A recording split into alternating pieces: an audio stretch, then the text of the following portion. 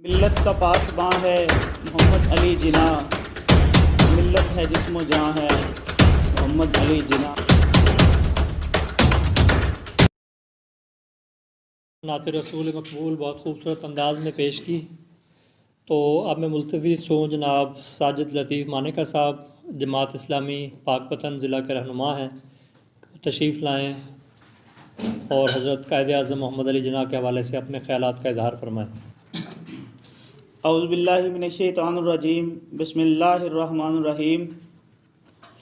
मिल्लत का पासबां है मोहम्मद अली जिना, मिल्लत है जिस्मो जां है मोहम्मद अली जिना। मेरे दोस्तों, साथियों, आज हम जिस शख्सियत के ये विलादत का दिन मना रहे हैं, उस शख्सियत ने हमें एक आज़ाद हैसियत में ज़िंदगी गुजारने का जो मौका फ़राहम किया। अगर आज हम आज़ादी के साथ ज़िंदगी गुजार रहे हैं तो ये सेरा हज़रत कायद आज़म मोहम्मद अली जिना रहमतुल्लाह अलैह उनके सर जाता है। आज अगर हम जो कौमें आज़ाद नहीं हैं, जो मुल्क आज़ाद नहीं हैं और ग़ुलामी की ज़िंदगी गुजार रहे हैं, जिस तरह हमारे कश्मीर के लोग हैं, फ़लस्तीन के लोग हैं और दीगर ऐसे ममालिक हैं, तो उनसे पूछें कि आज़ादी की कदर क्या होती है। दूसरा, कायद आज़म रहमतुल्लाह अलैह मैं समझता हूँ कि एक सच्चे जो है ना वो आशिक़ रसूल थे।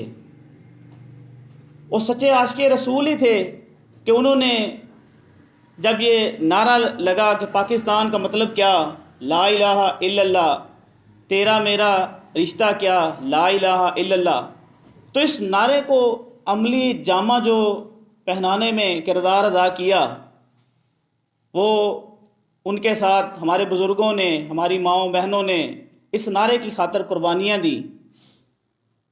लेकिन बदकिस्मती के साथ आज हम अगर देखें कि उनके जो नज़रियात थे, उनके जो फरमूदात थे, वो पाकिस्तान को किस तरह का मुल्क बनाना चाहते थे, तो मैं समझता हूँ कि आज हम उनकी तालीमात से कोसों दूर चले गए हैं। उनका जो नज़रिया था और आज हम जिस तरह का जो है वो मुल्क में हमारा जो निज़ाम चल रहा है, ये मैं समझता हूँ कि उनके जो है ना वो बिल्कुल एक हम उलट सिमत में जा रहे हैं। तो मैं आज के दिन उनको खराज तहसीन पेश करता हूँ, उनकी खिदमात को खराज तहसीन पेश करता हूँ और अल्लाह ताला से दुआ करता हूँ कि अल्लाह ताला उनकी मग़फ़िरत फ़रमाए, अल्लाह ताला उनके ग़रीक़े रहमत करे। वमा अलैना इल्लल बलागुल। जी व्यूअर्स, अगर आपने अभी तक हमारा चैनल सब्सक्राइब नहीं किया तो सब्सक्राइब कीजिए और साथ में दिए गए घंटी के बटन को ज़रूर दबाइए ताकि अपडेट्स आपको बाकायदगी से मिलती रहें।